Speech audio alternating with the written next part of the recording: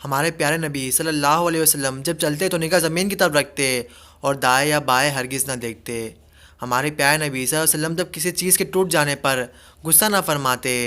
ہمارے پیارے نبی صلی اللہ علیہ وسلم بچوں کے پاس سے گزرتے تو بچوں کو سلام کرتے۔ ہمارے پیارے نبی صلی اللہ علیہ وسلم رات کے وقت کسی کے گھر جاتے تو ایسی آواز سلام کرتے کہ جاگنے والا سن لیتا اور سونے والا نہ جاگتا۔ ہمارے پیارے نبی صلی اللہ علیہ وسلم اگر ناراضگی کا اظہار فرماتے تو اپنا چہرہ مبارک دوسری جانب پھیر لیتے۔ ہمارے پیارے نبی صلی اللہ علیہ وسلم بیمار کی مزاج پرستی کے لیے تشریف لے جاتے۔ ہمارے پیارے نبی صلی اللہ علیہ وسلم جنازے میں شرکت فرماتے۔ ہمارے پیارے نبی صلی اللہ علیہ وسلم گھر کے کاموں میں خود کو مصروف رکھتے، جیسے گھر کی صفائی، مویشیوں کو چارہ دینا، بکری کا دودھ دونا، خادم کے ساتھ کام کرنا، بازار سے سودا لانا، اپنا جوتا خود سینا اور پیون لگانا۔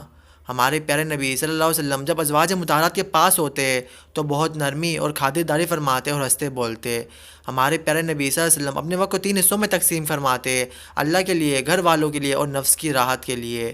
ہمارے پیارے نبی جب صحابہ کرام سے ملتے تو مصافحہ کرتے اور دعائیں دیتے۔ ہمارے پیارے نبی صلی اللہ علیہ وسلم رات کو سوتے وقت اپنی آنکھوں میں سرما لگاتے۔ ہمارے پیارے نبی صلی اللہ علیہ وسلم سونے سے پہلے وضو فرماتے۔ ہمارے پیارے نبی صلی اللہ علیہ وسلم عشاء سے پہلے کبھی نہ سوتے۔ ہمارے پیارے نبی صلی اللہ علیہ وسلم وہ مسواک کرتے اور وضو فرماتے، اکثر اوقات میں عبادت ہی کرتے رہتے۔ ہمارے پیارے نبی کسی انسان میں عیب تلاش نہ کرتے۔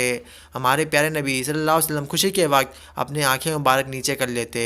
ہمارے پیارے نبی صلی اللہ علیہ وسلم نفلی عبادت چھپ چھپ کر کرتے۔